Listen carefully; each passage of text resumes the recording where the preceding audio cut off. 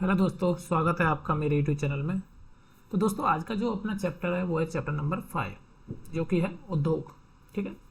तो अभी हम जो पढ़ रहे थे वो एनसीईआरटी क्लास 8 की एनसीईआरटी पढ़ रहे थे, जिसमें हमने पहला चैप्टर कंप्लीट किया था। आपको पता ही होगा, हमने संसाधन ये डिस्कस किया था, भूमि, मृदा, जल, प्राकृतिक, वनस्पति और वन्य जीव संसाधन। क्योंकि हमें पता है कि संसाधन दो टाइप के थे, एक थे हमारे प्राकृतिक और एक थे मानव निर्मित। ठीक है। तो जो प्राकृतिक थे उनमें कौन कौन से आ रहे थे, ये वाले भूमि, मृदा, जल, प्राकृतिक, वनस्पति और वन्य जीव संसाधन, जो कि अपना अध्याय नंबर 2 था, ये हमने पूरा डिस्कस कर लिया था।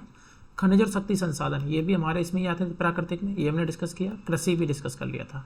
अभी हम डिस्कस करने जा रहे हैं चैप्टर नंबर 5। अभी हम पढ़ेंगे चैप्टर नंबर 5, जो कि है अपना उद्योग। तो चैप्टर नंबर 4 हम यहाँ तक कृषि कर चुके थे। अभी चैप्टर नंबर 5 स्टार्ट करते हैं, उद्योग। तो बच्चों, हम इसको पढ़ते हैं। देखिए बच्चों, क्या आपने कभी यह विचार किया है कि लिखने की अभ्यास पुस्तिका जो आप इस्तेमाल में लाते हैं वह विनिर्माण की लंबी प्रक्रिया के बाद आपके पास पहुंचती है। ठीक है। तो इसमें बात हो रही है कि जो आपकी जो अभ्यास पुस्तिका है जिस पे आप लिखते हैं बच्चों, ठीक है, या आप नोटबुक की बात करें या फिर हम उसकी बात करें आपकी बुक्स की, तो जो कागज़ होता है वो कागज़ जो बनता है उसकी एक लंबी प्रोसेस होता है। क्योंकि कागज़ का क्या होता है कि जो पेड़ होते हैं, पेड़ों को काटा जाता है, उनकी लकड़ी से लुगदी बनाई जाती है। ठीक है। फिर लुगदी से उसको पतला पतला उसमें प्लेट्स में एक तरह से बोल सकते हो पतली सीट्स बनाई जाती हैं मशीनों से, और फिर उसको कागज़ में कन्वर्ट किया जाता है। तो ये एक प्रोसेस होता है जो कि लंबा प्रोसेस है, लेकिन हमने तो नोटबुक देखने को मिलती है, हम उस पर लिखते हैं। तो इसके पीछे का प्रोसेस ये है। ये सब कहाँ पे होता है बच्चों? ये काम होता है इंडस्ट्रीज में, कागज़ इंडस्ट्री जो होती हैं आपकी, पेपर इंडस्ट्री, उनमें ये सब काम होता है। तो इसके जीवन की शुरुआत होती है वृक्ष से। उसे पहले काटा जाता है और लुगदी मिल तक लाया जाता है। वहाँ वृक्षों की लकड़ी को संसाधित एवं कास्ट लुगदी में परिवर्तित किया जाता है। उस लकड़ी को किस में परिवर्तित किया जाता है? लुगदी में। ठीक है। फिर जो लुगदी होती है उसको रासायनिक द्रव्य के साथ मिलाया जाता है, उसमें एक लिक्विड डाला जाता है, और अंत में जो मशीनों के द्वारा कागज़ के रूप में परिवर्तित किया जाता है। तो ये एक प्रोसेस होता है कागज़ बनाने का। कागज़ जो है वो प्रेस में जाता है, जहाँ पे रसायनों से निर्मित जो स्याही होती है उसका इस्तेमाल पृष्ठों पर रेखाएं छापने में किया जाता है, और इसके उपरांत पृष्ठों को अभ्यास पुस्तिका के रूप में बांधकर एवं पैक करके बिक्री के लिए बाजार में भेज दिया जाता है, और अंत में यह आपके हाथों में पहुंचती है। तो ये एक प्रोसेस है कागज़ बनाने का, एक नोटबुक बनाने का, ये एक पूरा प्रोसेस है। ठीक है बच्चों। अब द्वितीयक जो क्रियाकलाप या जो विनिर्माण है उसमें कच्चे माल को लोगों के लिए अधिक मूल्य के उत्पादों के रूप में परिवर्तित किया जाता है। ठीक है। तो ये जो विनिर्माण, जो मैन्युफैक्चरिंग जो इंडस्ट्री है, जो हमारी मैन्युफैक्चरिंग इंडस्ट्री है, उसमें होता है क्या है कि जो रॉ मटेरियल होता है, जो कच्चा माल है, उसको क्या किया जाता है, लोगों के काम की चीज़ें बनाई जाती हैं जो कच्चे माल से। ठीक है। जैसा कि आपने देखा, जो लुगदी है वो कागज़ के रूप में और कागज़ अभ्यास पुस्तिका के रूप में, ये विनिर्माण प्रक्रिया के 2 चरणों को प्रदर्शित करते हैं। तो इसमें 2 चरण में काम हुआ। पहले जो कच्चा माल था उसको लुगदी में कन्वर्ट किया, और उससे हमने फिर एक जो फाइनल प्रोडक्ट निकल के आया वो हमारा अभ्यास पुस्तिका निकल के आया। ठीक है। तो ये होती है मैन्युफैक्चरिंग इंडस्ट्री। तो हर मैन्युफैक्चरिंग इंडस्ट्री में ऐसा ही होता है, कुछ कच्चा माल होता है और उसको एक फाइनल प्रोडक्ट में कन्वर्ट किया जाता है। उद्योग का संबंध आर्थिक गतिविधि से है, जो कि वस्तुओं के उत्पादन, खनिजों के निष्कर्षण अथवा सेवाओं की व्यवस्था से संबंधित होता है। मतलब उद्योग का मतलब होता है एक ये क्या है कि आर्थिक गतिविधि है, मतलब ये इकोनॉमिकल एक क्या है प्रोसेस है, जिसमें क्या होता है कि जो वस्तुओं का क्या किया जाता है बच्चों, उत्पादन किया जाता है। जैसे खनिजों का निष्कर्षण किया जाता है, जैसे रॉ मटेरियल होता है लोहा, इसका उससे क्या निकाला जाएगा? लोहा निकाला जाएगा। तो ये क्या कहलाएगा? खनिजों का निष्कर्षण। अथवा जो सेवाओं की व्यवस्था से संबंधित होता है। इस प्रकार लोहा और इस्पात उद्योग वस्तुओं के उत्पादन से संबंधित है। तो हम कह सकते हैं कि जो लोहा, जो आयरन जो इंडस्ट्री है, जो इस्पात इंडस्ट्री है, स्टील इंडस्ट्री है, ये सब क्या है, किससे संबंधित है? वस्तुओं के उत्पादन से। कोयला खनन उद्योग कोयले को धरती के से निकालने से संबंधित है। अगर कोयला खनन उद्योग की बात करें तो कोयला खनन उद्योग में क्या होगा बच्चों? कोयला को धरती से निकाला जाएगा। और जो पर्यटन सेवा देने से संबंधित उद्योग है। अगर हम पर्यटन की बात करें, जैसे हम ये क्या उद्योगों के अंदर ही तो आता है पर्यटन, जो टूरिज्म है, टूरिज्म भी एक इंडस्ट्री है। तो टूरिज्म जो इंडस्ट्री, अब आप कहोगे कि टूरिज्म में तो कोई चीज़ आपकी बनती नहीं है, तो टूरिज्म इंडस्ट्री कैसे हुई? क्योंकि बच्चों टूरिज्म में क्या है कि टूरिज्म में सेवा दी जाती है। आपको टूरिज्म में क्या है कि जगहों को घुमाया जाता है। ठीक है। आपको जो बसें प्रोवाइड की जा रही है, रेल प्रोवाइड की जा रही है, आपका जो एयर ट्रांसपोर्ट है, ये सब क्या है? टूरिज्म इंडस्ट्री के अंदर आ रहा है। तो इसमें क्या है? आपको सेवाएं दी जा रही हैं। तो उद्योग का मतलब ये नहीं होता कि केवल कोई वस्तुओं का उत्पादन, इसमें उत्पादन भी आएगा, खनिजों का निष्कर्षण भी आएगा, और आपको जो सेवाएं दी जा रही हैं, सर्विस इंडस्ट्री, जितनी भी सर्विस इंडस्ट्री है, जैसे हम बात करें इंटरनेट की, इंटरनेट आपको इंटरनेट सर्विस प्रोवाइडर जो भी आपका एयरटेल, जियो जो भी है, तो वो भी किस में आता है, एक इंडस्ट्री है। जियो भी क्या है, एक इंडस्ट्री है। तो ये सब क्या है कि आपको सेवा दे रही है। तो कोई भी जो आपको सेवा प्रोवाइड कर रही है, किसी भी तरह की सर्विस दे रही है, वो क्या सब भी क्या आती है बच्चों, एक इंडस्ट्री कहलाती है, उद्योग कहलाते हैं। अब बात कर लेते हैं बच्चों उद्योगों का वर्गीकरण। देखो बच्चों, उद्योगों का वर्गीकरण कच्चा माल, आकार और स्वामित्व के आधार पर किया जाता है। यानी कि उद्योग जो है वो किसके आधार पर वर्गीकरण किया जाएगा, कच्चे माल के आधार पर। ठीक है, कि उनका जो कच्चा माल है वो कौन सा है, तो उसके आधार पे जो वर्गीकरण होगा वो कच्चे माल के आधार पे हो जाएगा। दूसरा है कि उद्योग का उसका आकार कितना बड़ा है, कितनी बड़ी है, कितना फैला हुआ है, मतलब वो हो जाएगा आकार। और एक हो जाएगा स्वामित्व, मतलब उसका जो मालिक है, मालिकाना जो हक है वो किसके हाथों में, किसी एक व्यक्ति के हाथ में, या सरकार के हाथ में, या ग्रुप ऑफ लोगों के हाथ में, जैसे सामूहिक उद्योग कहते हैं। तो इस तरह की जो हमें बात करने जा रहे हैं हम यहाँ पे, वो करेंगे कि उद्योगों का वर्गीकरण कैसे किया जाता है। तो आगे चलते हैं बच्चों, देखिए कच्चा माल। सबसे पहले हम कच्चा माल की बात कर लेते हैं। कच्चे माल के उपयोग के आधार पर उद्योग जो होते हैं वो कृषि आधारित हो सकते हैं। कृषि के, जैसे कि आप आटा मिल की बात कर लेते हैं, जो आटा इंडस्ट्री है उसके लिए कच्चा माल क्या हो जाएगा, कृषि से उत्पादन, कृषि से जो मिल रहा है वो हो जाएगा, है कि नहीं बच्चों। खनिज आधारित, खनिज पे आधारित भी उद्योग हो सकते हैं, समुद्र पे आधारित भी हो सकते हैं, ठीक है ना। और वन आधारित, वन पे जो आधारित उद्योग हैं वो भी क्या हो सकते हैं, इस पे आधारित उद्योग हो सकते हैं। तो ये क्या कच्चे माल पे हमने बात की कि कच्चे माल पे जो डिपेंड करने वाले उद्योग हैं वो इस तरह के हो सकते हैं। दूसरा है जो कृषि आधारित उद्योग हैं उनमें जो है कच्चे माल के रूप में वनस्पति जंतु आधारित उत्पादों का उपयोग करते हैं। जैसे खाद्य संसाधन, खाने की जो चीज़ें बनती हैं, वनस्पति तेल, सूती वस्त्र, डेयरी उत्पाद और चरम उद्योग, ये क्या है, कृषि आधारित उद्योगों के उदाहरण हैं। आप बता सकते हो कि नहीं बता सकते बच्चों। आपसे कोई पूछता है कि वनस्पति तेल जो उद्योग है वो किस पे आधारित है, तो आप कहोगे कृषि आधारित है। आपसे कोई पूछता है डेयरी उत्पाद, तो किस पे आधारित है, तो कृषि आधारित है। आपको पता है ना, कृषि के अंदर डेयरी भी आता है, पशुपालन भी आता है कृषि के अंदर बच्चों, ये याद रखना आप। तो ये हो गए हमारे कृषि आधारित उद्योगों के उदाहरण। अब आपसे बात करते हैं खनिज आधारित उद्योग।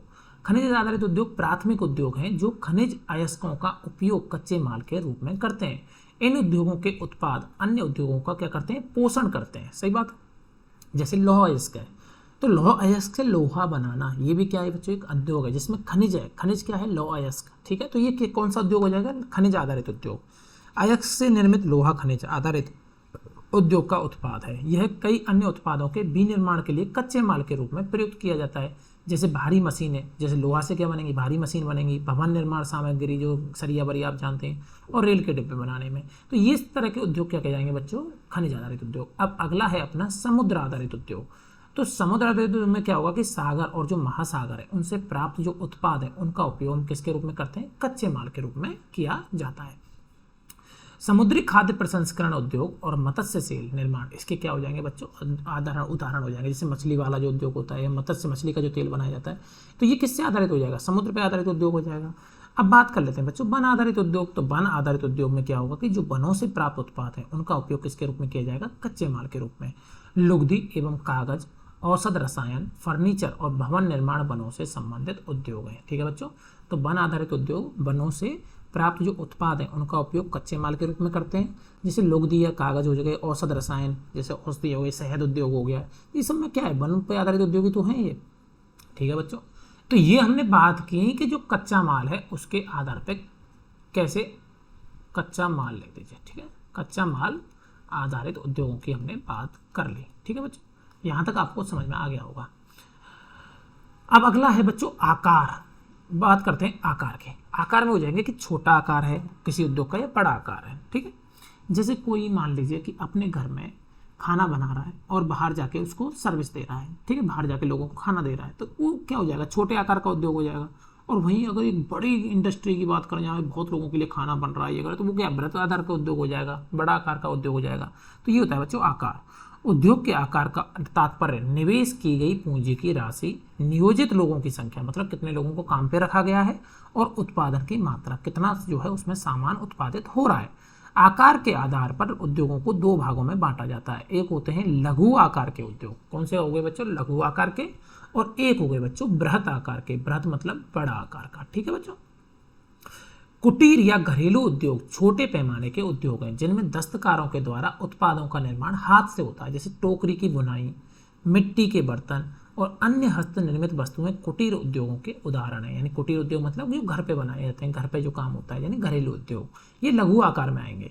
और बड़े पैमाने के उद्योग जो बड़ी मात्रा में वस्तुओं का उत्पादन करते हैं, उनकी तुलना में छोटे पैमाने के उद्योग कम पूंजी और प्रौद्योगिकी। सही बात है, छोटे उद्योगों में क्या होगा बच्चा, पूंजी भी कम लगेगी, निवेश भी कम होगा, आपका इन्वेस्टमेंट कम होगा और लोग भी कम काम करेंगे, टेक्नोलॉजी भी उतनी जरूरत नहीं है। लेकिन बड़े पैमाने के उद्योगों में पूंजी का निवेश भी ज़्यादा होगा, टेक्नोलॉजी भी उच्च स्तरीय हाई टेक्नोलॉजी होगी। रेशम बुनाई, खाद्य प्रक्रमण उद्योग लघु पैमाने के उद्योग हैं। ऑटोमोबाइल एवं भारी मशीनों का उत्पादन बड़े पैमानों के उद्योग कहलाएंगे। तो यहाँ पे आपको किससे पता चला बच्चों, आकार से, कि आकार से दो तरह के उद्योग हो सकते हैं आपके, एक लघु और एक हो सकते हैं आपके बृहत आकार के, जो डिपेंड करता है कि कितना पूंजी उसमें निवेश किया गया, कितने लोग वहाँ पे काम कर रहे हैं और कितना वहाँ पे उत्पादन हो रहा है। अब बात कर लेते हैं हम स्वामित्व के आधार पर। स्वामित्व का मतलब होता है कि कौन उसका मालिक है, ठीक है। तो स्वामित्व के आधार पर उद्योगों को निजी क्षेत्र, निजी मतलब हो गए आपकी प्राइवेट कंपनियां जो होते हैं, ठीक है, प्राइवेट, ठीक है, और राज्य स्वामित्व अथवा सार्वजनिक, ठीक है। एक हो गया आपका राज्य स्वामित्व यानी कि सरकारी यानी गवर्नमेंट, ठीक है, और एक हो जाएंगे संयुक्त क्षेत्र और सहकारी क्षेत्र, जिसमें वर्गीकृत किया जाता है, जिसमें दोनों लोग मिलकर चलाते हैं। निजी क्षेत्र के उद्योगों का स्वामित्व या संचालन या तो एक व्यक्ति के हाथ में होगा या व्यक्तियों के समूह, यानी कि बोर्ड ऑफ जो आपके कंट्रोल होते हैं ना, बोर्ड ऑफ डायरेक्टर, जो जैसे उसमें 10 लोग मिलकर चला रहे हैं कोई उद्योग, लेकिन प्राइवेट लोगों के हाथ में है, ठीक है।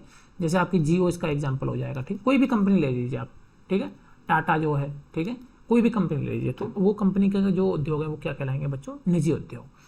गवर्नमेंट वाले जो उद्योग हैं, स्वामित्व सार्वजनिक क्षेत्र के जो उद्योग हैं, उनका स्वामित्व किसके द्वारा होता है, संचालन के द्वारा होता है, जैसे सरकार के द्वारा। जैसे हिंदुस्तान एरोनॉटिक लिमिटेड, HAL का नाम सुना होगा ना आपने बच्चों। एक हो गई steel authority of India limited, SAIL का नाम सुना होगा जो स्टील बनाती है। तो ये सब उद्योग क्या आ जाएंगे, ये किसके अंदर में है बच्चों, गवर्नमेंट के उद्योग में। कोल इंडस्ट्री है, जो कोल भी है कहीं कहीं ना, कोल इंडिया का नाम सुना होगा, ठीक है। संयुक्त क्षेत्र के जो उद्योग है, अब हम बात कर लेते हैं संयुक्त क्षेत्र की। तो संयुक्त क्षेत्र के उद्योगों का स्वामित्व और संचालन राज्यों और व्यक्तियों अथवा व्यक्तियों के समूहों द्वारा होता है, यानी मिलकर चला रहे हैं। जैसे मारुति उद्योग लिमिटेड, ये संयुक्त क्षेत्र के उद्योग का एक उदाहरण है, ठीक है बच्चों। सहकारी क्षेत्र के उद्योगों का स्वामित्व और संचालन जो है कच्चे माल के उत्पादकों या पूर्तिकारों या कामगारों अथवा दोनों द्वारा होता है। जो सहकारी क्षेत्र होते हैं, ठीक है, जो सहकारी क्षेत्र के जो उद्योग होते हैं, उनका में क्या होता है कि जो कच्चे माल देने वाले हैं वो भी उसमें एक तरह से स्वामित्व होते हैं और संचालन करते हैं, और जो उसकी पूर्ति करते हैं उत्पादक होते हैं वो भी, और कामगार। जैसे कि मान लीजिए मैं बात करता हूँ आपसे, मान लो आपने गांव में एक डेयरी खोली, ठीक, आपने क्या किया, उस डेयरी में जो गांव के जो किसान हैं, जिनके पास में क्या है पशु हैं, उनको उसमें क्या कर दिया, शामिल कर लिया, ठीक है। उन सब ने मिलकर एक डेयरी खोल ली, ठीक है। और गांव में जिन लोगों के पास पशु नहीं है उनको भी इसमें शामिल कर लिया। तो अब क्या हो, और जो गांव में कुछ लोग हैं जो काम करना जानते हैं, जो इस डेयरी में काम करेंगे, तो इन सब ने मिलकर एक ग्रुप बनाया और उन सब ने मिलकर क्या किया बच्चों, एक डेयरी खोल ली। अब ये गांव में जिनके पास पशु है वो दूध देंगे इसमें, वो एक तरह से क्या कर रहे हैं, इसमें उत्पादन मतलब कच्चा माल का पूर्ति कर रहे हैं। और जो इसमें गांव में जिनके पास पशु नहीं है वो यहाँ से दूध खरीद लेंगे, तो वो भी इसमें हिस्सेदारी कर रहे हैं। और बच्चों इसमें कुछ लोग जो गांव में बेरोजगार हैं वो इसमें काम कर रहे हैं, तो एक तरह से ये सब मिलके काम कर रहे हैं ना, तो इनमें जो प्रॉफिट होगा वो भी इन सब का होगा आपस में मिलके। तो इस तरह के जो उद्योग होते हैं इनको क्या बोलते हैं बच्चों, सहकारी उद्योग। आनंद मिल्क यूनियन लिमिटेड एवं सुधा डेयरी सहकारी प्रक्रम के उत्तम उदाहरण है। तो आपको सहकारी समझ में आया, आपको स्वामी निजी समझ में आया और सरकारी समझ में। सरकारी मतलब pure central government, pure government वो सब, स्टेट गवर्नमेंट भी हो सकता है, वो होते हैं आपके सरकारी। अब बात कर लेते हैं हम बच्चों उद्योगों की अवस्थिति को प्रभावित करने वाले कारक, मतलब उद्योगों को कौन कौन प्रभावित कर सकता है। तो देखो बच्चों इसमें क्या क्या आएगा, आप कुछ सोचो कि जो उद्योग है उसको क्या प्रभावित करेगा। सबसे पहले इंपॉर्टेंट होता है कच्चा माल। आपने देखा होगा कि उद्योग जनरली वहीं पे लगाए जाते हैं। जैसे आप सोचिए कोयला की इंडस्ट्री है, तो कोयला की इंडस्ट्री को वहाँ पे लगाना ज़्यादा फायदेमंद होगा जहाँ पे कोयला उत्पादन होता होगा, कोयला यहाँ पे अवेलेबल होगा कच्चा माल। क्योंकि आप सोचो कोयला की इंडस्ट्री आपने लगा दी ऐसे एरिया में जहाँ पे कोयला है ही नहीं, फिर कोयला को वहाँ से क्या करना पड़ेगा, ढो के लाना पड़ेगा आपको उस जगह पर, तो ट्रांसपोर्ट का खर्चा ज़्यादा लगेगा। तो इस वजह से सबसे पहले आपका डिपेंड करता है कच्चा माल। फिर उसके बाद होती है लेबर, श्रम, मतलब आपको ये देखना पड़ेगा कि लेबर कहाँ पे सस्ती मिल रही है और इजीली अवेलेबल हो जाएगी। फिर पूंजी लगाई जाती है, ये सही बात है। बाजार, आप जो उत्पादन कर रहे हो उसके लिए बाजार है कि नहीं वहाँ पे, ठीक है, ये भी देखना पड़ेगा। जल, पानी चाहिए उद्योग के लिए, विद्युत भी चाहिए, बिजली, भूमि, जमीन सबसे इंपॉर्टेंट भी है, बोल सकते हैं कि जमीन भी एक इंपॉर्टेंट चीज़ है ना, जमीन तो होनी चाहिए ना। परिवहन, वहाँ पे ट्रांसपोर्ट कितना अच्छा है, रोड कितने अच्छे हैं। आजकल हर स्टेट आपने देखा रोड पे क्यों ध्यान दे रही है, क्योंकि ट्रांसपोर्ट जितना अच्छा होगा तभी तो वहाँ पे इंडस्ट्री जाएंगी। और एक होता है संचार। संचार का मतलब हो जाएगा कम्युनिकेशन, वहाँ पे कम्युनिकेशन अच्छा होना चाहिए, ठीक है बच्चों। तो ये सब चीज़ें क्या है कि उद्योगों की अवस्थिति को प्रभावित करते हैं। ये सब आप अपने दिमाग से भी सोच सकते हैं, इसमें ज़्यादा वो बात नहीं थी। बेकारक जो उद्योगों की अवस्थिति को प्रभावित करते हैं, कच्चे माल की जैसे उपलब्धता, भूमि, जल, श्रम, शक्ति, पूंजी, परिवहन और बाजार। उद्योग उन्हीं स्थानों पर केंद्रित होते हैं जहां इनमें से कुछ या ये सभी कारक आसानी से उपलब्ध होते हैं। सही बात है। कभी कभी सरकार कम दाम पर विद्युत उपलब्ध कराती है, कम परिवहन लागत देती है, अन्य अवसंरचना जैसे प्रोत्साहन प्रदान करती है ताकि पिछड़े क्षेत्रों में भी उद्योग स्थापित किए जा सकें। औद्योगिकरण से प्राय नगर और शहरों का विकास एवं तीव्र वृद्धि होती है, यानी इंडस्ट्रियलाइजेशन होता है। इंडस्ट्रियलाइजेशन से क्या होता है? नगरों का विकास होता है। तो ये आपको समझ में आ गया होगा कि क्या क्या उसको प्रभावित करते हैं। अब बात करते हैं हम बच्चों औद्योगिक तंत्र। औद्योगिक तंत्र जो है, ठीक है, उसमें निवेश, प्रक्रम और निर्गत शामिल है। अब ये तीन शब्द आपके समझ में आए, निवेश, प्रक्रम और निर्गत, ठीक है। इन चीज़ों तीनों शब्दों को अब आप समझने की कोशिश करिए। देखो, निवेश में होता है कच्चा माल, श्रम और भूमि की लागत, जल की उपलब्धता, परिवहन, विद्युत और अन्य अवसंरचना शामिल होती है। तो ये तो कहलाएगा निवेश। तो निवेश के लिए मतलब एक तरह से हो गया कि आपका इन्वेस्टमेंट, पैसा तो एक इन्वेस्टमेंट होता ही है। उसके अलावा क्या है औद्योगिक तंत्र के लिए, क्या निवेश कहलाएगा? कच्चा माल होना चाहिए, नहीं होना चाहिए, वो भी एक निवेश है। श्रम, लेबर भी एक निवेश है। मतलब उसमें क्या क्या लग रहा है, क्या क्या चीज़ें आप लगा रहे हो। कच्चा माल चाहिए उद्योग के लिए, श्रम चाहिए, लेबर चाहिए, भूमि चाहिए, जल चाहिए, परिवहन चाहिए, विद्युत, अन्य अवसंरचना। ये क्या है? ये हमारा कौन सी कोस्ट है? ये इन्वेस्टमेंट कोस्ट है, एक तरह से निवेश है ये हमारा। अगला हो जाता है आपका प्रक्रम। प्रक्रम में हो जाएगा जैसे मशीन लगाना। आप क्या कर रहे हो कि जो काम बनाना चाह रहे हो, जो चीज़ आपको फाइनल प्रोडक्ट चाहिए, उसके लिए मशीन चाहिए। तो प्रक्रम में कई तरह के क्रियाकलाप शामिल है जो कच्चे माल को परिष्कृत माल में क्या करते हैं बच्चों? परिवर्तित करते हैं, जैसे मशीन लगाना। ये सब क्या हो जाएगा? प्रक्रम हो जाएगा, प्रोसेस हो गया एक तरह से। और निर्गत हो जाता है कि अंतिम उत्पाद और इससे अर्जित आय। ये हो गया कि फाइनल प्रोडक्ट क्या निकला, आपने क्या इन्वेस्टमेंट लगाया, किसके थ्रू क्या चीज़ बनाई, वो हो गया प्रोसेस, प्रक्रम। और निर्गत हो गया आपका फाइनल प्रोडक्ट और आपकी इनकम।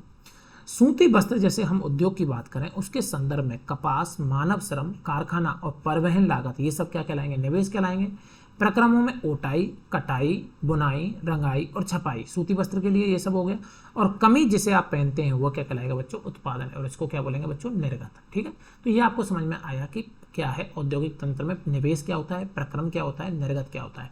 अब आपसे क्वेश्चन में पूछ लेगा कि बताओ बच्चों, औद्योगिक तंत्र में जो मशीन है वो किसका काम करती है? निवेश का, प्रक्रम का या निर्गत का? तो आप कह दोगे कि वो प्रक्रम है, प्रोसेस है, ठीक है। उठाई, कटाई, ये सभी। और फाइनल प्रोडक्ट होता है जो आपका, वो कहलाता है निर्गत।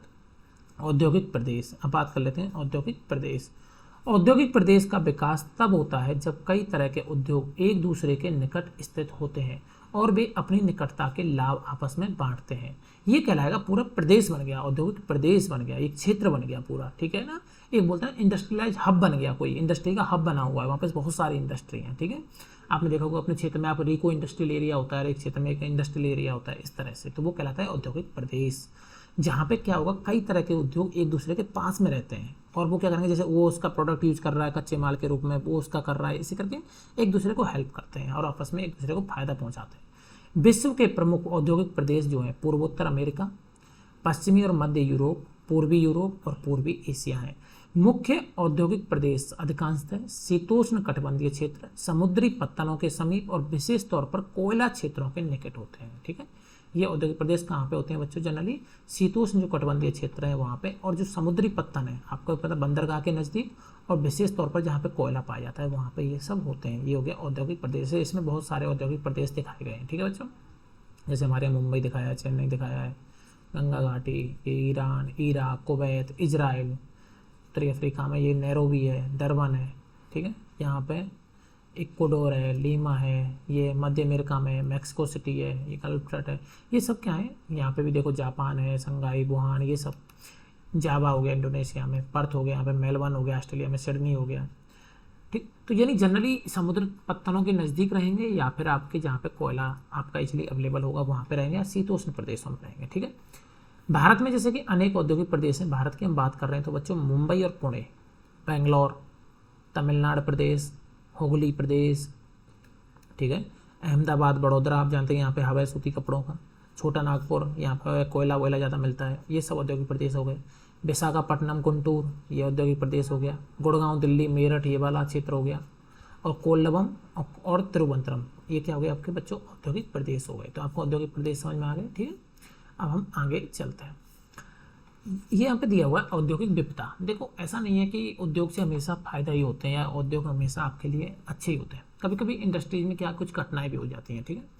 हर जगह कुछ कुछ घटनाएं होती हैं। जैसे हमारे यहाँ एक आपने शायद सुनी होगी, ये भोपाल में हुई थी, मिथाइल आइसोसाइनेट की जो घटना हुई थी, जिसमें बहुत सारे लोग सोते रह गए थे, बीमार हो गए थे, मर गए थे। एक इसके ऊपर एक मूवी भी है शायद, मुझे याद नहीं है। देखो बच्चों, इसमें क्या है कि औद्योगिक विपदा में क्या होता है कि उद्योगों में दुर्घटना होती है। विपदा मुख्य रूप से तकनीकी या तो विफलता होगी या संकट उत्पन्न करने वाले पदार्थों के बेतरतीब उपयोग के कारण घटित होती है।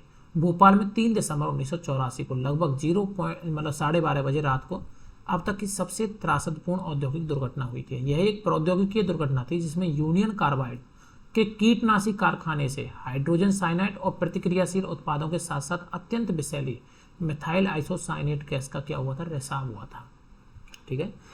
जिसमें अगर सरकारी आंकड़ों के अनुसार देखें तो इतने लोगों की मृत्यु हो गई, मतलब इतने लोग सोते रह गए थे, इतने लोगों की मृत्यु हो गई। हजारों लोग जो बच गए वो आज भी एक से अधिक बीमारी जैसे अंधापन, प्रतिरक्षा विकृति और आंत्रशोथ विकृतियों से पीड़ित है, ठीक। तो ये 1984 में किस में हुई थी, भोपाल में हुई थी। ये त्रासदी थी, औद्योगिक दुर्घटना थी। यूनियन कार्बाइड की फैक्ट्री थी जिसमें मिथाइल आइसोसाइनेट गैस का क्या हो गया था, रिसाव हो गया था, ठीक। अब और कहीं कहीं आपने सुना भी होगा, कहीं कहीं पर नाभिकीय घटनाएं भी हुई हैं। एक जगह मुझे याद नहीं है, शायद विदेशों में कहीं पे एक घटना हुई थी जिसमें पूरा का पूरा वो न्यूक्लियर रिएक्टर था, ठीक है, उसमें एक दुर्घटना हुई थी, वो बहुत बड़ी दुर्घटना थी, ठीक। तो इस तरह की जो दुर्घटनाएं होती हैं ये क्या है, औद्योगिक दुर्घटनाएं होती हैं, ठीक है। 23 दिसंबर 2005 को चीन के गाओकायो चोंगकिंग में गैस कूप विस्फोट से 243 लोगों की मृत्यु और 9,000 लोग दुर्घटनाग्रस्त हुए थे। इन स्थानों से 64,000 लोगों को विस्थापित किया गया था। कई लोग विस्फोट के बाद ना भाग सकने के कारण मर गए थे। वे जो समय पर भाग पाए उनकी आंखें, त्वचा और फेफड़े क्या हो गए थे, क्षतिग्रस्त हो गए थे, ठीक। तो ये सब क्या है कि औद्योगिक विपदाएं भी होती हैं। अब जोखिम कम करने के उपाय आपसे पूछेंगे, जोखिम कम कैसे किया जा सकता है। देखो एक तो औद्योगिक क्षेत्रों से क्या है कि जो आवासीय क्षेत्र है उनको दूर रखा जाना चाहिए। आपने देखा भी होगा कि जो इंडस्ट्रियल एरिया होता है वहाँ पे घर बनाने की थोड़ी अनुमति नहीं होती, वो अलग बसाया जाता है, क्योंकि इस तरह की दुर्घटनाएं कभी कभी हो जाती हैं।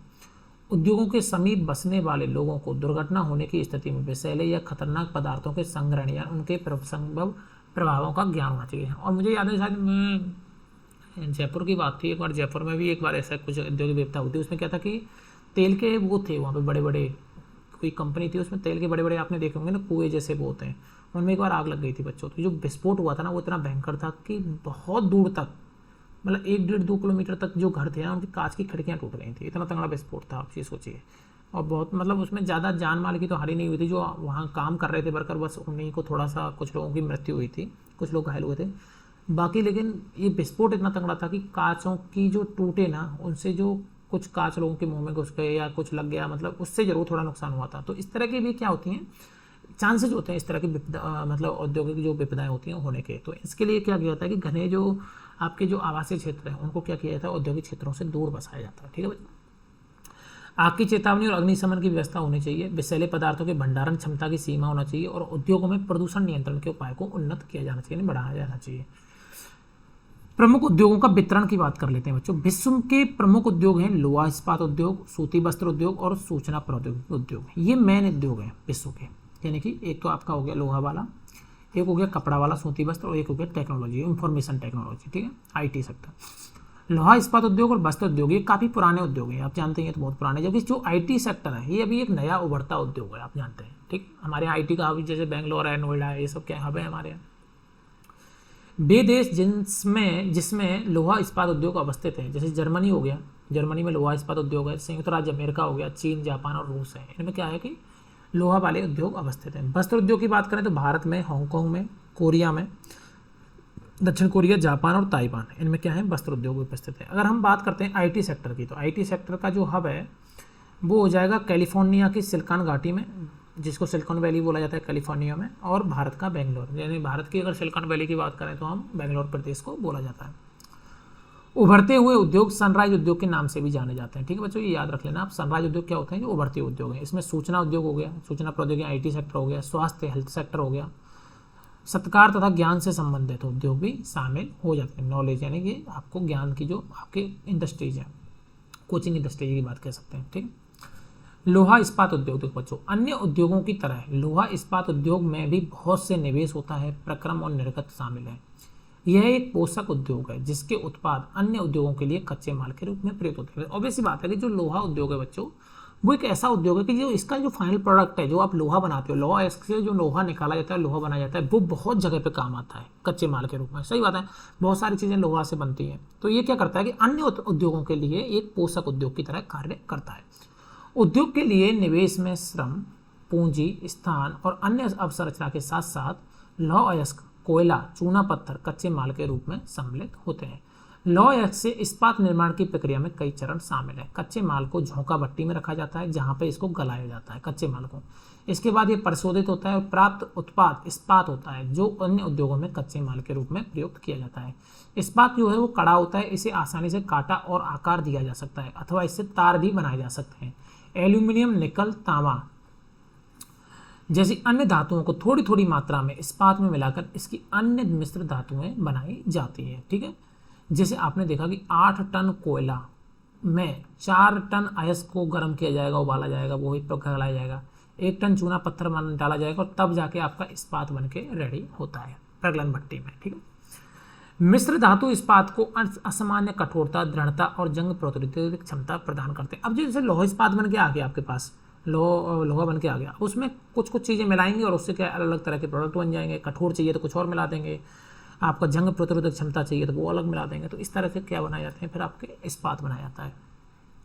इस्पात जो है वो अन्य उद्योगों का मेरुदंड कहलाता है। मेरुदंड मतलब हो गया आपकी रीढ़ की हड्डी। ठीक है, बोन मैरो। ठीक है, लगभग सारी वस्तुएं जिनका हम लोग उपभोग करते हैं वे या तो लोहा से या इस्पात से बने होते हैं अथवा इन धातुओं से निर्मित औजारों अथवा मशीनों से बने हैं। पोत, रेलगाड़ी, पोत मतलब क्या आप जानते हैं ना, जहाज जो होते हैं पानी के, ट्रक, ऑटो इस्पात से बने। यहाँ तक कि सेफ्टी पिन, सुइयाँ जिनका उपयोग आप करते हैं वो भी स्टील से बनी, इस्पात से बने। तेल कूप इस्पात से बनी मशीनों से वेदित किए जाते हैं। इस्पात की पाइपलाइन से तेल प्रवाहित होता है। खनिजों का खनन इस्पात के उपकरणों से होता है। कृषि के यंत्र इस्पात के बने हैं। विशाल भवनों का ढांचा इस्पात का बनाया जाता है। 1800 ईस्वी के पूर्व इस्पात उद्योग वहां स्थित थे जहां कच्चा माल, विद्युत आपूर्ति और बहता हुआ जल आसानी से उपलब्ध होता था। बाद में उद्योगों के लिए आदर्श स्थिति कोयला क्षेत्र के समीप नहरों और रेलवे के निकट थी। 1950 के बाद लोहा और इस्पात उद्योग समुद्र पट्टन के निकट सपाट भूमि के विशाल क्षेत्रों में केंद्रित होना शुरू हुए। ऐसा इसलिए हुआ क्योंकि इस्पात निर्माण का कार्य इस समय तक बहुत विशाल हो गया था और लोहा इसको विदेशों से क्या करना पड़ता था बच्चों, आयात करना पड़ता था। ठीक है, यदि आप देख रहे हैं झोंका भट्टी है ये, जिसमें लौह अयस्क से लौह इस्पात बन रहा है। ठीक है, आप समझ पा रहे हैं। यहाँ पे इसको गर्म करके ये बनाया जा रहा है, उबाल के। ठीक है, ये लौह अयस्क के लौह उत्पाद बनाया जाता है। ठीक है, ये एक प्रोसेस होता है। अब ये पूरे लौह उत्पादन के क्षेत्र बताए गए हैं आपको। ठीक है, ये जैसे ब्राज़ील, यहाँ पे आप देख रहे हैं, ये भारत, रसिया, जापान, चाइना, ये क्या है, लौह अयस्क के उत्पादन के क्या है आपको बच्चे क्षेत्र बताए गए। ठीक है, तो ये सब जो क्षेत्र आप देख रहे हो बच्चों, ये क्या है कि लौह अयस्क, जैसे यूरोप में आप देख रहे हो ना, पास में जर्मनी, यूएसए, ये सब क्या है कि जहाँ पे लौह अयस्क का क्या हो रहा है बच्चों, उत्पादन हो रहा है। जैसे ऑस्ट्रेलिया में यहाँ पे आप देख रहे हो। ठीक है, ये क्या है, लौह अयस्क के उत्पादन के क्षेत्र है। ठीक, अब हम बात करते हैं यहाँ पे, ये यहाँ तक हम पढ़ लिए थे। ठीक है, भारत में जो लोहा इस्पात उद्योग है वो कच्चा माल, सस्ते श्रमिक, परिवहन और बाजार का लाभ लेते हुए विकसित हुए। सभी महत्वपूर्ण इस्पात उत्पादक केंद्र जैसे भिलाई हो गया, दुर्गापुर, बर्नपुर, जमशेदपुर, राउरकेला, बोकारो एक ही प्रदेश में स्थित हैं जो 4 राज्यों में फैले हुए हैं। ठीक है, यानी ये सब क्या है कि जैसे झारखंड में है, कुछ आपके इसमें बिहार में है, ये सब क्या है कि, और पश्चिम बंगाल में दुर्गापुर हो गया, ये 4 राज्यों में फैले हुए हैं और ये क्या है कि महत्वपूर्ण इस्पात उत्पादक जो है केंद्र है। ठीक है बच्चों, 4 राज्य होंगे, पश्चिम बंगाल, झारखंड, उड़ीसा और आपका हो जाएगा छत्तीसगढ़, इनमें फैले हुए हैं। ठीक है बच्चों, भद्रावती और विजयनगर कर्नाटक में, विशाखापट्टनम आंध्र प्रदेश में, सलेम तमिलनाडु में अन्य महत्वपूर्ण इस्पात के केंद्र हैं जो अन्य स्थानीय संसाधनों को क्या कर रहे हैं, उपयोग कर रहे हैं। तो आपको भारत के इस्पात केंद्र पता होने चाहिए। ठीक है बच्चों, अब एक की थोड़ी सी बात कर लेते हैं। जैसे जमशेदपुर की बात करें तो 1947 से पूर्व भारत में केवल एक ही इस्पात का कारखाना था जिसका नाम था Tata iron and steel company limited, यानी टिस्को, जिसको बोला जाता था TISCO, Tata iron and steel company limited. ठीक है, तो ये हो गया टिस्को। तो ये क्या था अपना, एक पहले 1947 से पहले अपने भारत में एक इस्पात का कारखाना था। यह निजी स्वामित्व था, यानी इसका मालिक किसके हाथ में था, निजी क्षेत्रों के हाथ में, निजी लोगों के हाथ में था। स्वतंत्रता के पश्चात सरकार ने यह कार्य अपने हाथ में ले लिया और बहुत से लोहा इस्पात उद्योग क्या है स्थापित किए। झारखंड में स्वर्णरेखा और खरकई नदियों के संगम के समीप साकची में सन 1907 में टिस्को की शुरुआत की गई थी, यानी कि झारखंड में जमशेदपुर में इसकी शुरुआत की गई थी 1907 में, ठीक है। बाद में साकची का नाम बदलकर जमशेदपुर रखा गया था, ठीक है। भौगोलिक रूप से जमशेदपुर देश में लोहा इस्पात केंद्र के रूप में सर्वाधिक सुविधाजनक स्थान पे माना जाता है जमशेदपुर, ठीक है। ये यहाँ पे ये दिखाया गया है, स्वर्णरेखा नदी है, उसके पास में टाटा स्टील कारखाना लगाया गया था, यहाँ पे रेल भी बिछाई गई थी इसके लिए, ठीक है। साकची को कई कारणों से इस्पात संयंत्र स्थापित करने के लिए चुना गया। यह स्थान बंगाल नागपुर रेल मार्ग पर कालीमाटी स्टेशन से मात्र 32 किलोमीटर दूरी पे था। यह स्थान लौह कोयला और मैग्नीज निक्षेपों के साथ साथ कोलकाता के भी निकट था। कोलकाता में क्या बंदरगाह हो जाएगा, जहां विशाल बाजार उपलब्ध था। टिस्को को झरिया कोयला क्षेत्रों से कोयला, उड़ीसा और छत्तीसगढ़ से लौह, चूना पत्थर, डोलोमाइट और मैग्नीज प्राप्त होता है। खरकई और स्वर्णरेखा नदियों से पर्याप्त जल की आपूर्ति होती रहती है और सरकारी प्रोत्साहन से इसे पर्याप्त पूंजी भी उपलब्ध हुई है। जमशेदपुर में टिस्को की स्थापना के बाद कई अन्य औद्योगिक संयंत्र स्थापित किए गए, जिसमें हो जाएगा रसायन वाले, इंजनों के पुर्जे बनाने गए, कृषि उपकरण, मशीनें, टिन की चादर, केबल और तार का उत्पादन किया जाता है। ये जमशेदपुर में उद्योग लगाए गए। तो यहाँ पे क्या औद्योगिक क्षेत्र बन के आ गया। भारत में लोहा इस्पात उद्योग के विकास से त्वरित औद्योगिक विकास आरंभ हुआ। जब लोहा मेन आपकी, आप जानते रीढ़ की हड्डी क्या है, लोहा। अगर लोहा ढंग से बन रहा है, लोहा आप अपने देश में उत्पादन कर पा रहे हो अच्छे पैमाने पे, तो आपका क्या होगा, इंडस्ट्री का अच्छे से विकास हो पाएगा, क्योंकि कच्चा माल मिल पाएगा। भारतीय उद्योग के लगभग सभी क्षेत्र अधिकांशतः अपने आधारभूत अवसंरचना के लिए लोहा इस्पात उद्योग पर निर्भर है। भारतीय लोहा इस्पात उद्योग में वृहत समकालित इस्पात संयंत्रों के साथ साथ लघु इस्पात मिल भी शामिल है। इसमें द्वितीयक उत्पादक, रोलिंग मिल और सहायक उद्योग भी शामिल है। अब ये बात कर लेते हैं पिट्सबर्ग। ये तो जमशेदपुर हुआ हमारे इंडिया की बात। अब बात कर लेते हैं बाहर की, जैसे पिट्सबर्ग है संयुक्त राज्य अमेरिका यानी यूएसए का, ठीक है, यूनाइटेड स्टेट ऑफ अमेरिका का एक महत्वपूर्ण इस्पात नगर है। पिट्सबर्ग के इस्पात उद्योग को स्थानीय सुविधाएं उपलब्ध हैं, जैसे कच्चा माल, जैसे कोयला, ये पिट्सबर्ग में उपलब्ध है। जबकि लौह मिनेसोटा की लोहे की खानों से प्राप्त होता है, जो पिट्सबर्ग से लगभग 1500 किलोमीटर दूर है। यानी पिट्सबर्ग में क्या हो गया, यूएसए का क्षेत्र, वो लोहा का इंडस्ट्रियल एरिया हो गया। कोयला भी मिल जा रहा है आपको, लोहा भी मिल जा रहा है। खानों और पिट्सबर्ग के बीच नौ परिवहन भी मिल रहा है, नौका का संचालन भी हो रहा है, सर्वोत्तम मार्ग है। ग्रेट लेक्स जल मार्ग है, यह अयस्क के नौ परिवहन हेतु सस्ता मार्ग है। ग्रेट लेक्स से पिट्सबर्ग क्षेत्र तक लौह अयस्क रेलगाड़ियों से लाया जाता है। ओहियो, मोनोगहेला, एल्गनी नदियों से पर्याप्त जल प्राप्त होता है। आज पिट्सबर्ग में बहुत कम बड़ी इस्पात मिल है। ये मिल इस पिट्सबर्ग के ऊपर मोनोगहेला और एल्गनी नदियों की घाटियों में तथा पिट्सबर्ग के नीचे ओहियो नदी के सहारे स्थित है। परिष्कृत इस्पात स्थल और जल दोनों मार्गों द्वारा बाजार को भेजा जाता है। पिट्सबर्ग क्षेत्र में इस्पात मिलों के अतिरिक्त कई अन्य कारखाने हैं। ये रेल पटरी उपकरण, भारी मशीनों के उत्पादन में इस्पात का प्रयोग कच्चे माल के रूप में करते हैं। ग्रेट लेक्स के नाम सुपीरियर, ह्यूरॉन, ओंटोरिया, मिशिगन और एरी। ग्रेट लेक्स मतलब झील हो गई, एक तरह से 5 बड़ी बड़ी झील। तो आपके इनके नाम याद रख लेना बच्चों, ये ठीक है। सुपीरियर, ह्यूरॉन, ओंटोरिया, मिशिगन और एरी। इन 5 झीलों में सुपीरियर झील सबसे बड़ी है, जो अन्य की तुलना में उच्च ऊर्ध्व प्रवाह पर स्थित है, ठीक है। अब बात कर लेते हैं सूती वस्त्र उद्योग, टेक्सटाइल। धागे से कपड़े की बुनाई एक प्राचीन कला है, ठीक है ना। सिल्क वाला रूट मैंने आपको बताया था ना, वो याद होगा आपको शायद, ठीक है। तो जो धागे से कपड़े की जो बुनाई है वो एक प्राचीन कला है। कपास, ऊन, सिल्क, जूट और पटसन का प्रयोग वस्त्र निर्माण में होता है। यानी कपास हो गया, ऊन हो गया, सिल्क हो गया, जूट हो गया और पटसन, इनका प्रयोग किसमें होता है बच्चों, वस्त्र निर्माण में। उपयोग में लाए गए कच्चे माल के आधार पर वस्त्र उद्योग का वर्गीकरण किया जाता है। रेसे वस्त्र उद्योग के कच्चे माल है, सही बात है। रेसे जो होते हैं आपके बच्चों, वो क्या है, कच्चे माल कहलाते हैं वस्त्र उद्योग के। रेसे प्राकृतिक या मानव निर्मित हो सकते हैं। प्राकृतिक रेसे में क्या हो जाएगा, ऊन हो जाएगा, सिल्क हो जाएगा, कपास, लिनन और जूट, ये हो जाएगा। मानव निर्मित रेसे कौन कौन से होते हैं, जैसे नाइलॉन, पॉलिस्टर, एक्रिलिक और रेयॉन, ये सब क्या हो जाएंगे, मानव निर्मित। तो आप यहाँ पे ये याद रख लेना कि मानव निर्मित रेशा कौन सा है और प्राकृतिक रेशा कौन सा है, ये पूछ सकता है, ठीक है। सूती वस्त्र उद्योग विश्व के प्राचीनतम उद्योगों में से एक है। 18वीं सदी की औद्योगिक क्रांति तक सूती वस्त्र हस्तकताई तकनीकों एवं हथकरघों से बनाया जाता था। 18वीं सदी में पावरलूम ने पहले ब्रिटेन में और बाद में विश्व के अन्य दूसरे भागों में सूती वस्त्र उद्योग के विकास को आगे बढ़ाया। आज भारत, चीन, जापान और संयुक्त राज्य अमेरिका सूती वस्त्र के महत्वपूर्ण उत्पादक हैं।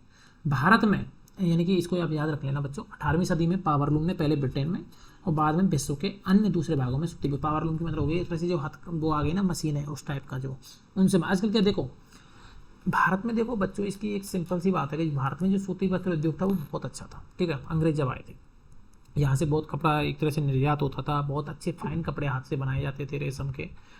लेकिन बात ये हुई कि 18वीं सदी में यूरोप में हुई आपकी औद्योगिक क्रांति। जब औद्योगिक क्रांति यूरोप में होती है तो वहाँ पे सबसे पहले जो भाप के इंजन और ये जेम्स वाट ने ये मोटर का जो आविष्कार हुआ, तो बस सोच लो कि फिर अब क्या होने लगा। जब मोटर बन गई ना एक बार, मोटर मतलब मैं इसकी बात नहीं कर रहा, एक तरह से जो इंजन की बात कर रहा हूँ, जो घूमने की ये जो घुमाने का जो मतलब एक तरह से तकनीक आ गई कि चीज़ों को कैसे घुमाया जा सकता है। उसके बाद से क्या हुआ कि अब आप सोचो एक तरफ मशीन है और एक तरफ आप आदमी है, तो compete कैसे करेगा। आदमी दिन भर में कितना सही बना पाएगा, ठीक है, कपड़ा, लेकिन मशीन तो दिन भर में बहुत बना देगी। उसकी वजह से क्या हुआ कि वो वहाँ पे प्रोडक्शन ज़्यादा होने लग गया और उसकी लागत कम हो गई। हमारे लागत ज़्यादा थी तो उसकी वजह से हम क्या वहाँ पे compete नहीं कर पाए। ठीक है, इसलिए हमारा जो सूती वस्त्र उद्योग था वो एक तरह से फेल हो गया यहाँ पे। नहीं तो हमारे यहाँ 18वीं सदी से पहले सूती वस्त्र उद्योग भारत का बहुत ऊपर था। तो फिर जब ये ब्रिटेन में वालों ने फिर सूती वस्त्र उद्योग हमारे यहाँ लगाए गए तो वो पावरलूम को हमारे यहाँ भी लेके आए इन टेक्नोलॉजी को, तो उससे हमारे यहाँ भी इनको सूती वस्त्र उद्योग को बढ़ावा मिला बाद में। तो आज जैसे भारत है, चीन है, जापान है, यूएसए, ये क्या है सूती वस्त्र के महत्वपूर्ण उत्पादक हैं। भारत में अत्यंतम गुणवत्ता के सूती वस्त्र उत्पादन करने की गौरवपूर्ण परंपरा रही है। ब्रिटिश शासन से पूर्व हाथ से कते और हाथ से बुने हुए वस्त्रों का एक विस्तृत भारतीय बाजार था। ढाका का मलमल, मसूलीपट्टनम की छीट, कालीकट के कैलिकों, बुरहानपुर, सूरत और बड़ोदरा के सुनहरी जरी के काम वाले सूती वस्त्र गुणवत्ता और डिजाइनों के लिए क्या थे, विश्वविख्यात थे। ठीक है बच्चों, लेकिन हाथ से बने होने के कारण सूती वस्त्र का उत्पादन महंगा और बनने में अधिक समय लेता था। इसलिए परंपरागत सूती वस्त्र उद्योग पश्चिम के नए वस्त्र मिलों से प्रतिस्पर्धा नहीं कर सका, जो सस्ते एवं अच्छी गुणवत्ता वाले वस्त्रों का निर्माण यंत्रीकरण औद्योगिक यूनिट में करते थे। पहली सफल यंत्रीकृत वस्त्र मिल मुंबई में स्थापित हुई 1854 में। ठीक है, तो पहली जो मिल थी कपड़ों की वो मुंबई में चालू हुई 1854 में। और मैं आपसे पूछूं पहली रेल कहाँ चली थी भारत में, तो वो भी मुंबई में थी। आप बताओ कहाँ से कहाँ थी। मुंबई से थाने के बीच में, शायद आपने पढ़ा हो 1853, if I am not wrong then 1853, आप चेक कर लेना। ठीक है, पहली जो रेल चली। और जो पहली जो सफल यंत्र से चलने वाली यानी मशीनों से चलने वाली जो मिल है वो भी मुंबई में 1854 में, एक साल बाद स्थापित की गई। कौष्ण आर्द्र जलवायु, मशीन आयात के लिए पत्तन, कच्चे माल की उपलब्धता और दक्ष श्रमिक इस प्रदेश में इस उद्योग के द्रुत फैलाव में क्या रहा, सहायक रहे। प्रारंभ में यह उद्योग महाराष्ट्र और गुजरात राज्य में अनुकूल आर्द्र जलवायु के कारण पनपा। अब आपसे पूछते हैं ना कि यार ये सूती वस्त्र उद्योग गुजरात में, महाराष्ट्र में, इन्हीं एरिया में क्यों है, क्योंकि यहाँ पे बच्चों की जलवायु आर्द्र जलवायु है। आर्द्र जलवायु वस्त्र उद्योग के लिए अच्छी रहती है, इस वजह से यहाँ पे ज़्यादा पन। लेकिन वर्तमान में आर्द्रता कृत्रिम रूप से उत्पन्न की जा सकती है और कच्ची कपास शुद्ध होती है एवं वस्त्र उत्पादन प्रक्रिया में इसका वजन कम नहीं होता। इसलिए यह उद्योग भारत के भिन्न भागों में भी अब फैल गया है। क्योंकि अब क्या है कि अब तो ह्यूमिडिटी क्या है कि लोग कंपनियों में, अब तो आप जानते ही हो ना, बर्फ जमा देते हैं, तो ह्यूमिडिटी जनरेट करना कोई बड़ी बात नहीं है। तो अब क्या है कि कृत्रिम आर्द्रता भी पैदा कर दी जाती है, तो इसलिए इसका जो उत्पादन है वो अन्य क्षेत्रों में भी होने लगा है। कोयम्बटूर, कानपुर, चेन्नई, अहमदाबाद, मुंबई, कलकत्ता, लुधियाना, पांडिचेरी और पानीपत, ये सब इसके क्या है, सूती वस्त्र कपड़े के मुख्य केंद्र है। बात कर लेते हैं बच्चों अहमदाबाद की। भारतीय वस्त्र उद्योग के कुल उत्पादन का लगभग 1/3 हिस्सा क्या किया था, निर्यात किया था। आज भी अगर आप 100 कपड़े बना रहे हो भारत में सूती वस्त्र, उसमें से 30 कपड़े क्या होते हैं बच्चों, निर्यात होते हैं। ये आप जान लो, मतलब कपड़े नहीं होते होंगे, मैं ये नहीं कह रहा, लेकिन जो रेशा है या फिर आप एक तरह से कहते हो जो थान होते हैं कपड़ों के, वो भी आज क्या होते हैं, सूती वस्त्र के निर्यात किए जाते हैं। अहमदाबाद गुजरात में साबरमती नदी के तट पर स्थित है। 1859 में यहाँ पहली सूती मिल स्थापित हुई। तो आपसे क्वेश्चन आ जाएगा पेपर में कि पहली सूती मिल कहाँ पे स्थापित हुई, तो आप बोलोगे अहमदाबाद में। कब, 1859 में। और पहले कि पहली जो यंत्रीकृत मिल थी वो कहाँ पे स्थापित हुई, तो वो मुंबई में 1854 में। ठीक है, ये यथाशीघ्र ही मुंबई के बाद भारत का दूसरा सबसे बड़ा वस्त्र निर्माता नगर बन गया। अहमदाबाद को भारत का क्या कहा जाता है, मैनचेस्टर कहा जाता है, ये आप याद रखना। अनुकूल अवस्थिति कारक अहमदाबाद में सूती वस्त्र उद्योग के विकास में सहायक थे। मैनचेस्टर होता है जैसे यूरोप में एक शहर है मैनचेस्टर, जहाँ पे सूती वस्त्र उद्योग बहुत ज़्यादा उत्पादन होता है, तो भारत का जो मैनचेस्टर हो जाएगा वो कौन कहलाएगा, अहमदाबाद। अहमदाबाद कपास उत्पादन करने वाले क्षेत्र के बहुत निकट स्थित है। यहाँ कच्चा माल आसानी से उपलब्ध होता है। जलवायु कताई और बुनाई के लिए आदर्श है। सपाट भूभाग है। भूमि की आसानी उपलब्धता मिलों की स्थापना में उपयुक्त है। गुजरात और महाराष्ट्र राज्य की घनी आबादी इस उद्योग को कुशल और अर्धकुशल श्रमिक उपलब्ध कराते हैं। सुविकसित सड़कें हैं। रेल मार्गों का जाल है। ये सब भी यहाँ पे अच्छा है। इस तरह इसकी बाजार तक सरल पहुँच उपलब्ध है। नज़दीक में मुंबई का पत्तन है जो इसे मशीनों का आयात करने और सूती वस्त्र के निर्यात करने की सुविधा भी देता है, क्योंकि मुंबई का पोर्ट भी है पास में। परंतु हाल के वर्षों में अहमदाबाद की सूती मिलों की कुछ समस्या है। बहुत सी मिल बंद हो चुकी हैं। देश में नए वस्त्र केंद्रों का विकास हो रहा है और अहमदाबाद की मिलों में मशीनी प्रौद्योगिकीकरण का नवीकरण ना होना इसका प्रमुख कारण है। यानी कि मशीन की जो टेक्नोलॉजी है वो उन्होंने नवीनीकरण नहीं किया है, पुरानी टेक्नोलॉजी पर वो काम कर रहे हैं। बात कर लेते हैं बच्चों ओसाका की। तो ओसाका जो है वो जापान का एक महत्वपूर्ण वस्त्र निर्माण केंद्र है। इसको जापान का मानचेस्टर कहा जाता है। ओसाका में सूती वस्त्र उद्योग का विकास कई भौगोलिक कारकों से हुआ है। ओसाका के चारों ओर का विस्तृत मैदान सूती वस्त्र मिलों के विकास के लिए आसानी से भूमि की उपलब्धता सुनिश्चित कराता है। उष्ण आर्द्र जलवायु यहाँ पे भी है, कताई बुनाई के लिए अच्छी है। यूडो नदी मिलों के लिए जल प्रोवाइड कराती है। श्रमिक आसानी से उपलब्ध है। पत्तन की अवस्थिति कच्चे कपास को आयात करने और वस्त्रों को निर्यात करने की सुविधा उपलब्ध कराती है। ओसाका का वस्त्र उद्योग पूर्णतः आयातित कच्चे माल के रूप में मतलब आप सोच रहे हो कि जो ओसाका है जापान का, वो मतलब पूरी तरह से वहाँ पे कच्चा माल बाहर से आता है। यानी जो सूती वस्त्र है वो बाहर से आते हैं, कच्चा रेशा। कपास मिस्र, भारत, चीन, कपास के लिए मिस्र, भारत, चीन और यूएसए से आयात की जाती है। वो यहाँ से आयात करते हैं। परिष्कृत उत्पाद आयातगान से निर्यात किया जाता है। उच्च गुणवत्ता और कम मूल्य की वजह से इसका एक अच्छा बाजार है। यद्यपि देश का यह एक महत्वपूर्ण उद्योग है, लेकिन हाल ही में ओसाका के सूती वस्त्र उद्योग का स्थान अन्य उद्योग जैसे लोहा इस्पात, मशीनरी, जहाजरानी, ऑटोमोबाइल, विद्युत उपकरण और सीमेंट लेते जा रहे हैं। तो ओसाका कहाँ पे बच्चों? जापान पे। आप याद रखिएगा जापान का मैनचेस्टर है। कुछ क्वेश्चन हैं ये आप कर लीजिएगा, नॉर्मल है। निम्न में से प्राकृतिक रेशा है जूट, ठीक है। ये सब बहुत आसानी से, देखो बहुत आसान क्वेश्चन है, ज़्यादा कठिन क्वेश्चन नहीं है, सारे आप कर लोगे क्योंकि आपने अगर ढंग से पढ़ा है इस चैप्टर को, एक दो बार पढ़ोगे तो आपको अच्छे से समझ में आ जाएगा और सारे क्वेश्चन सॉल्व हो जाएंगे। अब बच्चों हमारा इसमें लास्ट बचा है आपका चैप्टर नंबर 6 जो कि मानव संसाधन। एक्चुअली काफ़ी टाइम से मैं थोड़ा सा बिजी हो गया था, बिजी शेड्यूल हो गया था लास्ट वीक थोड़ा ऑफिस के काम से, तो वीडियो कंटिन्यू नहीं डल पाए थे बच्चों। लेकिन अब आपको कंटिन्यू वीडियो मिलेंगे डेली, तो आप लोगों को टेंशन लेने की ज़रूरत नहीं है। तो आपका सिलेबस जल्दी ही कंप्लीट हो जाएगा। ये क्लास चैप्टर नंबर 8 लास्ट बचा इसमें मानव संसाधन है। इसके बाद में क्लास 8 की आपकी ज्योग्राफी फिनिश हो जाएगी। अगर आप चाहोगे तो फिर मैं क्लास 7 के जो कुछ हिस्ट्री के चैप्टर बचे हुए हैं और क्लास 8 के बुक फिनिश करा दूंगा, ठीक है। उसके बाद फिर हम 9th की ज्योग्राफी में मूव करेंगे। तो अपना क्लास 6, 7, 8 की ज्योग्राफी और हिस्ट्री सारी खत्म हो जाएंगे। ठीक है बच्चों, मिलते हैं अगली क्लास में। तब तक के लिए थैंक यू। जय हिंद, जय भारत।